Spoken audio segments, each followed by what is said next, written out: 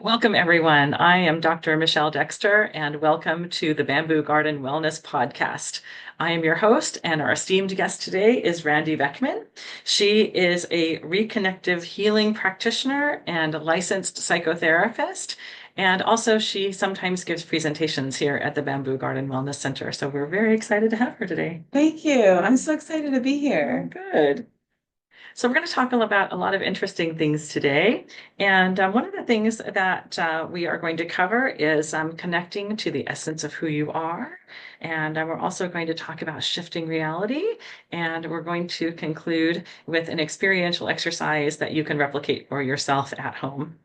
So, Randi, you've been a psychotherapist for a long time, and you've worked on developing your specialization of really helping people to reconnect to the essence or the truth of who they are. So, can you say more about that? Yeah, absolutely. So I really do believe that we are already all connected and whole and complete. But in our minds, we can create all sorts of separations through our belief systems, through early childhood conditioning, through things your friends tell you, societal beliefs, so many things. And also, when people are feeling depressed, their neurotransmitters, all those chemicals in the brain may not be pumping, so they may be a little more vulnerable Right. to the breakdown of negative thinking. And Right. so I love helping people discover basically how to get out of the matrix. And the matrix isn't just this something that's outside of us. This is an internal experience that we create in our world through our filters. And Yes. so I really believe that as we shift through how we're filtering the world, we can start to open up and free ourselves to live a life that just more joy, more aligned, without a lot of the blocks and unnecessary suffering. Absolutely. That makes perfect sense to me. It seems to me that, like you said, that a lot of people, they've had negative life experiences. And so then that can result in feeling like I don't belong or feeling loneliness or feeling ostracized. And so it sounds like this is the type of thing that can help with those type of symptoms. Absolutely. Yeah. Okay, great. It's great for people who have a big inner critic. Sure. Great way to turn that around. That's a lot of people. And make your inner critic your cheerleader. Well, sure.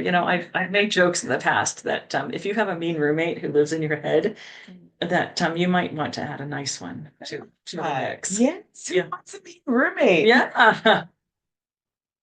Totally empathize with that. Yeah, good. Yeah.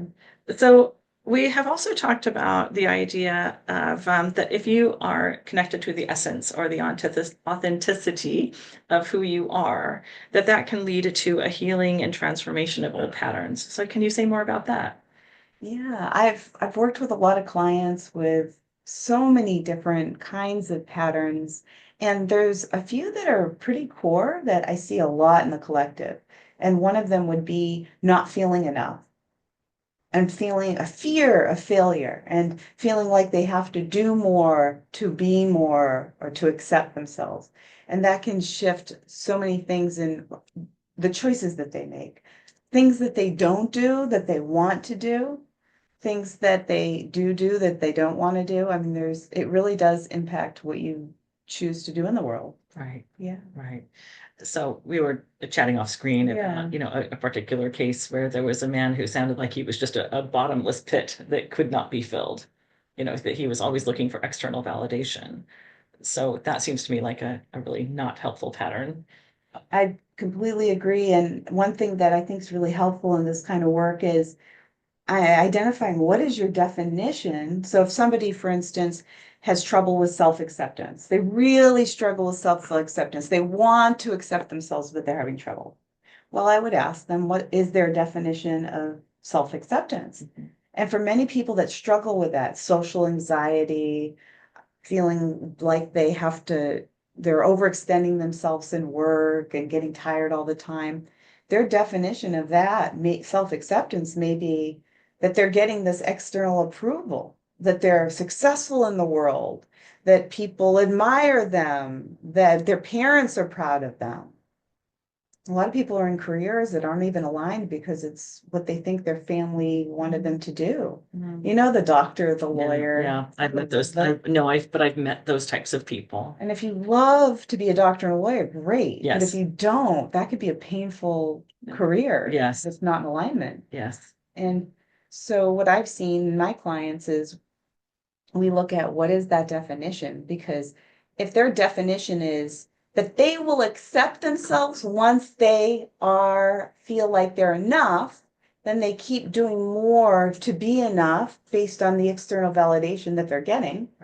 But what happens if the thing they did Monday that gave them validation, they do the same thing Tuesday and they don't get that validation from the same person? right, You can't live your life on a hamster wheel trying to do more so then you can accept yourself. right, In other words, it's kind of ironic, right? 'Cause if right, you have a definition that to accept yourself, you have to get more and do more. You'll be on that path of trying to find it for a really long time. right, But if your truer definition of self-acceptance is to be true to thyself, mhm, to tune into what is in alignment, and when you're out of alignment, to actually be able to tap into self-acceptance for being out of alignment and using that as a feedback loop to make different choices to get back into alignment, well, then you're going to be living a life that feels true, and it's easier to accept what feels right to you.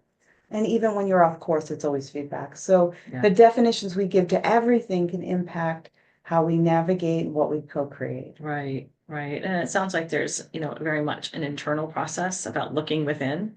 Like you said, looking at how am I defining this variable, but also once I've defined the variable, do I feel that I resonate with it? Am I on the right path? Yeah, absolutely. Okay. Yeah. One's externalizing.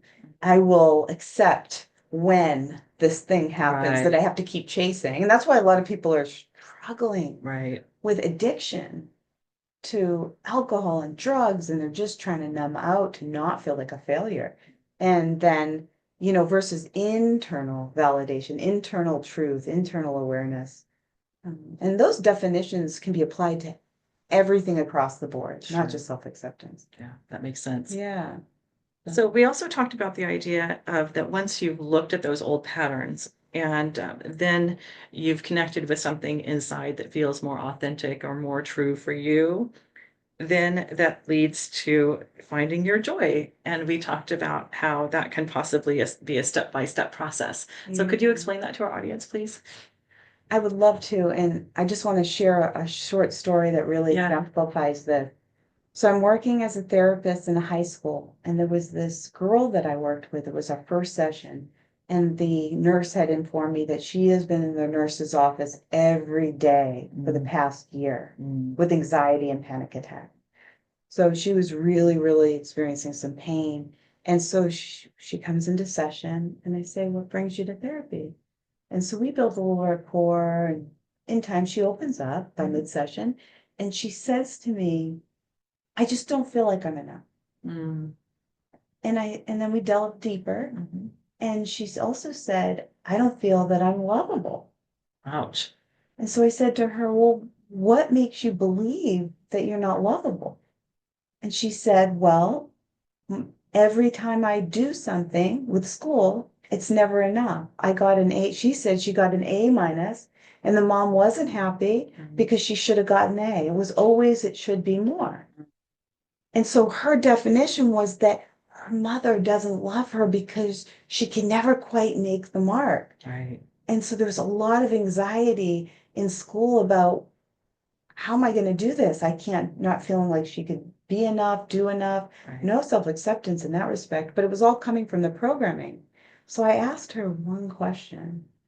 I said, "What do you define as love?" And she's like, "Well, doing well. Mm, If my mom doesn't love me, then how can I be lovable?" Right? That was her frame of reference. So long story short, I asked her, I said, I got a little more information and I realized she was first generation. So this family the mother had come from the Philippines, and really the mother just wanted her daughter to have a good life, survival, to thrive, to be successful, to be the best of the best in the US. And I believe that was coming in her own way from love. Right. So I said to the girl, I said, what if that's your mom's way of loving you, that she wants you to have the most successful life, the best of the best grades, the best career, because she thinks that's what's going to make you happy, because she really wants you to live a good life, a better life than she lived struggling in the Philippines. And I said, it may not be the way you want to be loved, Right. but what if that's her way of loving you? Yes. And ever since that time, she shifted her definition. She sat with that and she realized in that moment that her mother did love her, but that was her only way of expressing it. Right. And the nurse, she never went back to the nurse's office. And every time she came back to therapy, she said she was doing great. No. So this diagnosis of depression, thank gosh we got it so early, Right. was all wrapped up in this one definition. Right. And so she comes back the next session, she's doing fine. Eventually we stopped therapy Okay. because it's a powerful thing that, Yes. as you know, once we shift that definition of what we're thinking and believing, then our whole schema around everything else changes. So Right. how she felt with her friends, loved, accepted by her friends, Mhm. by her teachers, Yes. right? Now, this filter that she had of not being enough that she might have projected onto her teachers now changes too. Right. Because suddenly she realizes she woke up that she's lovable. Yes. And that people just want the best for her. Yes. And she can choose to do the best she can be and bring that love back to herself. Yes. And so it was a big 180, and I find that so powerful to shift what we're believing, what we're question and Yes. shift what we're thinking and believing, and how that can filter out to the rest of our lives Right. in similar situations. Oh, absolutely. Yeah, because those presuppositions that we make and the conclusions that we make may or may not be true. And obviously, if the conclusions we're making are not serving us, obviously we have to look at that, just like that teenage girl. Exactly. Yeah. And so it's just so powerful, especially when you can capture that so when they're so Yes. young, Yes. before that pattern is played out for Mhm. many more years. Yes. Yeah. Yeah. So that was pretty exciting. That's great. Yeah. So we also talked about how the end result of that is creating what they desire. And so it sounds like for that teenage girl, what she wanted is she wanted to feel loved, and what she could understand that, oh, my mother is loving me the way that she knows how, Yeah. that gave her a better experience in the world. Absolutely. Yeah. Absolutely. Yeah. Yeah. And it also sounds like the person who's able to come around to, oh, when I demand external validation for me to feel okay, that there will never be enough out there. But if I can somehow learn a process where I can give myself internal validation, Yes. that somehow might begin to be enough. Absolutely. I agree with that. And also, it's kind of ironic, isn't it? Because people want an external validation. And what happens if you get it, but you don't believe it? Right. Then you Right. really Right. don't get the validation Right. you think you want. Absolutely. And I've seen people poo-poo it. Well, that's just my spouse who said that, or that's just my friend. Yeah. Isn't it kind of like Yeah. eating a piece of sugar? It tastes Right. good in the moment, Right. but is it with you after? Right. No. You're just craving more of it. Right. Right. Exactly. Yeah. Yeah, like we said, never ending pit, or like you said, this Yeah. spinning video hamster wheel that never ends. Exactly. Yeah. So one of the other things that we mentioned is that we wanted to talk about how really these processes start internally in the mind before they show up in reality.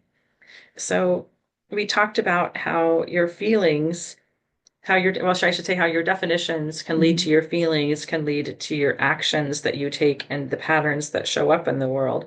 So would you like to share more about that and maybe another case example? Absolutely. So I worked with this one young girl, and she had agoraphobia and That also sounds miserable. very hard. She didn't want to leave the house, and she also had social anxiety on top of that. So that fear of closed in spaces and a lot of anxiety in social situations. She grew up with a mother who was constantly pointing out what she needed to change and fix. So highly critical. Absolutely. And mom thought she was just helping, right? Right.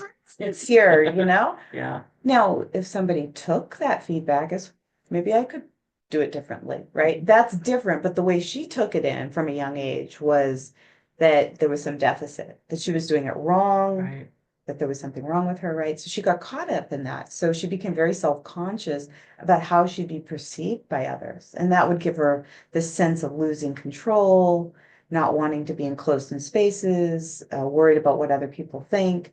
So we did a lot of repatterning work with the subconscious mind of what she was thinking and believing, but not just in the mind, also somatic work where you're tuning into the body and actually feeling into how the body's responding to certain beliefs. So it's been my experience. I don't know about you, but when I'm believing something that's not true, I usually feel anxious and stressed. Mm. So I believe that when we're thinking and believing something that's really out of alignment with our true self, it's going to feel like stress. When we're believing something that's in alignment, it's like just flows. Mhm.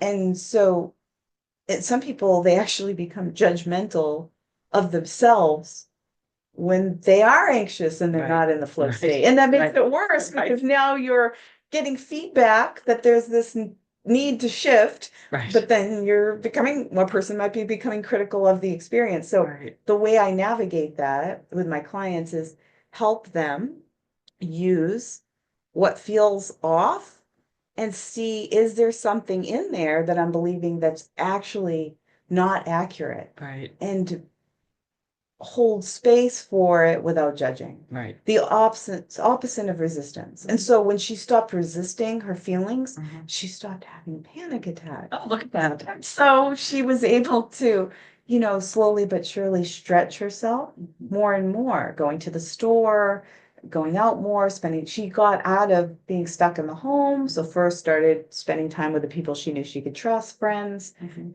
This girl, I could not have expected someone with agoraphobia and social anxiety to go from that Mhm. to being in a fashion show Wow. on a runway Wow. with people. It blew my mind. Oh, absolutely. It I blew mean, my mind. I don't know that most people without social anxiety would want to participate in a fashion show. That's incredible. But I have to say that it is very believable because I almost forgot this, but I used to be petrified of public speaking. And I remember being 20 years old, Emerson College. I had a master's in communication. My knees were shaking. I had to do speeches. I was sweating. My hands were sweating, and I was so scared. Yeah. And I almost forgot that I had this experience till my mom reminded me. And now I do public speaking all the time. Yeah. And of course, there can be some stress with public speaking, Sure. but nothing near what I experienced when I was 20. And it was all to do with what I was thinking and believing. Right. And so, hey, if I could have a fear of speaking in front of people and be on a podcast, if my client could have agoraphobia and be afraid to leave the house or connect or socialize, then it's possible for anyone who's feeling stuck or limited to shift the paradigm they're in and really create the life that they want step Yes. by step. Absolutely. But I think it involves gentleness. Right. Right. And I liked how one psychologist said, look, you know what has happened because you've run the experiment multiple times of being very highly critical of yourself. Right. And you've beat yourself up and you've criticized yourself and you've told yourself you're garbage. This is the result right here. So let's try the opposite experiment. Let's actually try being nice to yourself. Yeah. And say nice things to yourself and build yourself up and run that experiment and see what happens. So much more fun. Right. Yeah. Did you ever get a client that's mad at themselves because they're mad? Sure. Even realize that the reason they're mad is because they're mad at themselves. Because they can't get out of being mad. Yes. But if they can just understand why they're mad in the first place, then they can actually release themselves from feeling like a victim to it. Yes. And often I have to say, look, anger is justified. Allow yourself to feel and release it. Yeah. Yeah. Yeah. Denying it's no good either. Right. And denying emotions, is dumb because they're there for a reason. Right. They actually have a function, so the function of anger, for example, can let you know that, oh, I feel betrayed, or I feel that I've been misled, whatever it is. Yeah. And part of let's say you have a client that's angry at someone because they feel betrayed. Right. Where can they take their power back? Where do they self-betray? Right. Do they betray themselves? Right. And so right. that can be really powerful too. Absolutely. Yeah. Yeah, those stories get really interesting about Yeah. anger. Yeah. Yeah. But I find that, because we live in a predominantly Christian nation, with the idea that came from the Bible that, Jesus said, forgive 70 times seven and turn the other Mhm. cheek, that a lot of people aren't comfortable allowing themselves to feel anger. And that's unfortunate because, again, there's a function to every single emotion. And the function of anger, again, is to let you know something is obviously upsetting me here. I need to pay attention to it. And underneath anger, because anger is usually a cover emotion, when we can start, parsing underneath what's the root causes of anger, what we usually find is that I'm wounded, I'm hurt. Mhm. And so if we can look at, oh, what am I actually hurt about? Whole new story comes out. Right. I agree with that. Yeah, absolutely. Yeah.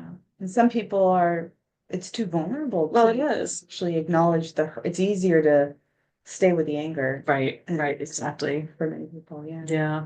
Yeah. And that's unfortunate because, like I said, then you don't get to kind of solve the mystery of what it's really trying to tell you. Yeah. Yeah. Isn't it interesting that you could be on this earth and like your reality could be so different. It's almost like there's multiple dimensions of reality just in this one place called Yes. Earth. There's Yes. an infinite, realities in this universe, but even on this dimension, I believe we have access to so much based on what we're thinking and believing and really being in the heart too, right? Because I feel like it's so easy to be in the head, Right. and Right. also to numb out. Some people are just on social media and Facebook and TikTok, and they're just kind of distracting Right. themselves and coming back to the heart, um, I think is where it's at. No, absolutely. Yeah. Because I think there's a lot to be said, particularly in our line of work of like, okay, so, you've got this logical mind and that's serving its function, Mhm. but you've also got an emotional mind, if you will. Well, we'll just pretend it's in your heart, but the idea is that, oh, if I can actually consult my emotional mind, it has its own separate set of logic. Yeah. And therefore it has its own separate set of wisdom and insight. And so if I can listen here and have a dialogue between these two, gee, maybe I could actually get to some places that I haven't gone before. Can you imagine if everyone did that on the road? Right, right. You're quick, right? Yeah, well, Happens real quick. it does. Yeah, But it can yeah. happen. Right, right. Yeah. I'm just thinking of a very quick example. I have a client whose mother recently died. And he knows that it's logical to keep her home for financial reasons, Mhm. but his head is saying things like, I should just sell it. It's not necessarily going to serve me. And then when we talked to his heart, he talked about how because it's been his mother's home for decades, Mhm. that he always felt like that was his second home, even though he's an adult and and has his own home.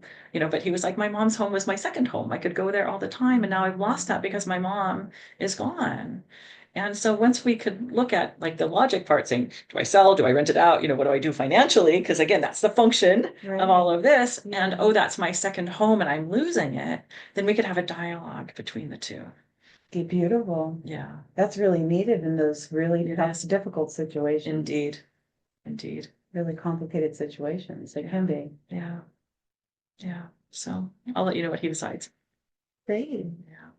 So let's move on. Yeah. And so obviously, I'm a big fan of doing experiential things rather than just talking about them. Yeah. And so the question that we want to answer here with the experiential exercise we're going to do here is how does a person actually shift their reality? Because it's one thing to talk about beliefs and to talk about emotions, but it's actually another to shift it. And that's what you do in your practice. That's a lot of what I do in mine. Yeah. And so um, we also have touched on this, that the limiting beliefs can keep people stuck in old programs. So, would you like to tell us about this some experiential exercise and comment about limiting beliefs keeping you stuck? Absolutely. So there's a really great intervention. It's part of the Killaby method, and I love this tool.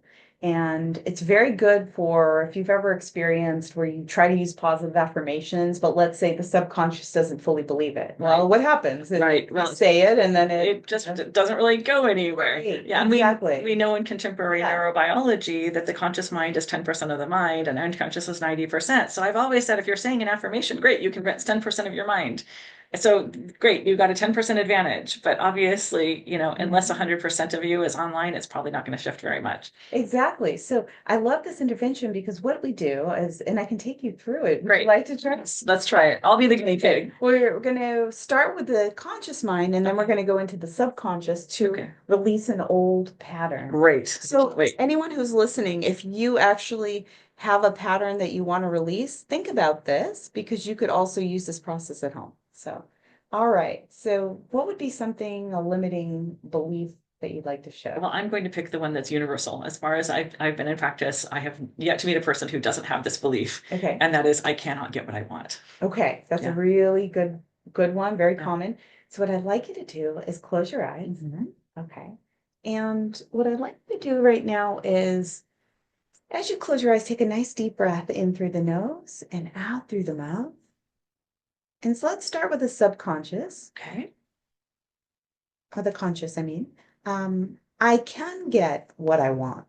I can get all that I want. And say that in your head. I can get all that I want. And notice how the body responds. Okay. So my shoulders dropped. Okay. Do you, and if there's any tightness or constriction, that would be an indicator that the affirmation may not be fully going through, and then we would go to step 2. Okay. So If that's, kind of in my solar plexus area, which, makes sense, obviously, because that's about power and control. Okay, so maybe a little sensation, some Yeah, sensation. just a little bit of, tightness. I can't, yeah, just tight. Okay, tight. So, and usually if there's any kind of tightness, that may mean that the body's like not fully agreeing to that Right. affirmation. So now what I'd like you to do is, this might sound counterintuitive for the audience, but just I am going to have her say the negative affirmation, and that's not going to make it stronger. What we're trying to do is actually bring the subconscious pattern to awareness. So it's not like a refrigerator playing in the background where you start to get used to the sound and you tune it out and it plays without you even realizing it. So we're going to bring this pattern up. It might be a little uncomfortable in order to actually start doing the repatterning work so that she can fully believe that she can have everything she wants and release the old pattern. So I can't have everything that I want. I want you to say this now over and over in your mind until it starts to become uncomfortable. And when you first start saying this, notice what happens in the body. I noticed that this sensation through here of tightness amplified. Okay, so now this is very interesting. So as I'm taking you through this, just audience, if you're doing this right now, this exercise, even with a different belief, some people will say that they actually feel more relaxed because they're on neutral. They're so used to believing it that they don't actually feel anything. So if you're trying this exercise right now and your body's relaxed and you're not noticing anything with the negative pattern, that means that part of you was so used to believing that that almost feels like the norm.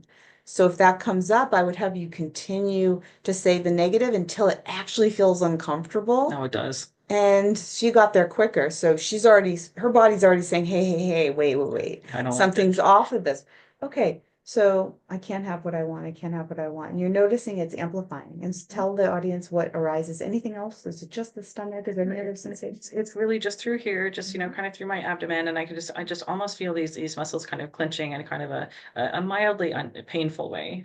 So now you have awareness. Awareness is disillusionment. So you have awareness that whenever you're thinking this thought, you may notice the sensation, and that will be an indicator that you're able to shift this and reframe it so it's not playing unconsciously without your consent. Right. So now what I'm going to have you do is I want you to say, I can have all that I want. So now you're sick and tired of this sensation. Your body and your mind is realizing something about this isn't true. Right. And you can feel it. So take a nice deep breath in through the nose and out through the mouth, and just really let go for a minute now. And so you've decided that I'm done with that, right? That Yeah. felt out of alignment, didn't even feel true. Yeah. So now I'd like you to say, we're almost done here. I am able to have all that I want. I have all that I want. I'm able to have all that I want. And really breathe that in and relax the shoulders, really drop into the body. and breathe that in through the pores of your skin, like you're drinking water. Really allow it in. Open up to receiving, because part of being able to receive, audience, all part of being able to receive all that you want is being open to receiving it. It's not that you can't, it's about being open usually. So take another deep breath. We're almost done. In through the nose and out. You can breathe out through the nose or the mouth, whatever's comfortable for you. And how do you feel? I'll give you a second here. Mm-hmm. How do you feel in your body now? Well, that sensation completely went away. This feels relaxed. Okay. Yeah. And when I say you can have all that you want, how do you feel in the body? Does My it body feels much more relaxed. My shoulders dropped. I felt like they were kind of up here a little bit and they dropped a little more. And like I said, all of this disappeared. So that's nice. Yeah, I feel beautiful? much more relaxed in my body and more of a sense internally of like, oh, well, that feels nicer. Beautiful. Wonderful. Thank you so much for demoing that. Yeah, of course. So, audience, if you also want to experience this, you could try this exercise at home or So could you contact my recap? phone. Yeah, recap the 3 steps. Yes. So 3 step is identify what a limiting belief is, that I'm not enough, I can't have what I want, I'm not lovable. I'm not lovable, right? That's another one. And then say the positive affirmation first. So if you don't believe that you're lovable, I am lovable. And then you close your eyes and then notice how the body responds. If the body's relaxed and you're taking it in, that's a good indicator that your subconscious mind is taking that in. So great. Keep up your positive affirmations. If your body tenses up, something feels off with the positive affirmation, that's a great indicator, unfortunately, that you don't believe that in the subconscious. So the second step is to say the negative affirmation. I'm not lovable. I'm not lovable. Now, again, we're not going to activate it and make it more believable. It's already there. We're bringing awareness so that you tune into the body to notice where you're feeling that. Usually is a tension, sensation, constriction, something. If you feel neutral with the negative belief, that also is an indicator that that negative belief has become so natural and ingrained that you don't even notice it when it comes up. So keep bringing in the negative belief until it's like a little bit of a volcano erupting, where you start to get irritated at it. You start to feel it and realize, oh, that doesn't feel good. That doesn't feel right. My shoulder tensed up, or my hands clenched, or whatever that is for you. And then after you do that, then the last step is to close your eyes and bring in the positive affirmation. I am lovable. I am lovable. Or whatever the affirmation is that you're trying to shift. And really bring that in through the breath. And if you feel relaxed when you say the positive affirmation, then that's a good indicator that you have made some shift in the subconscious mind. So, Absolutely. yeah. Yeah. And I just want to share one thing that often people report that when they've shifted a belief that they feel a sense of like being lighter somehow. Absolutely. That's been my experience Yeah. for sure. Yeah. Yeah. And when they try to think about the old belief, they just think things like, well, that's dumb. So that's another indicator. Yeah. I mean, it's like you can't believe something Yeah. you don't believe anymore. Right. It just seems foreign or silly. Yes. Yes. Well, Randy, Yeah. thank you so much for your time today. It's been a pleasure to have you. Thank you. And we'll put your confirmation, or excuse me, your information up on the screen so that people can find you. Great. And I do workshops as well, couples Yes. workshops, as well as individual therapy. And sometimes I run groups. So if you're interested to learn more, feel free to contact me. Yeah. Great. Thank you so much.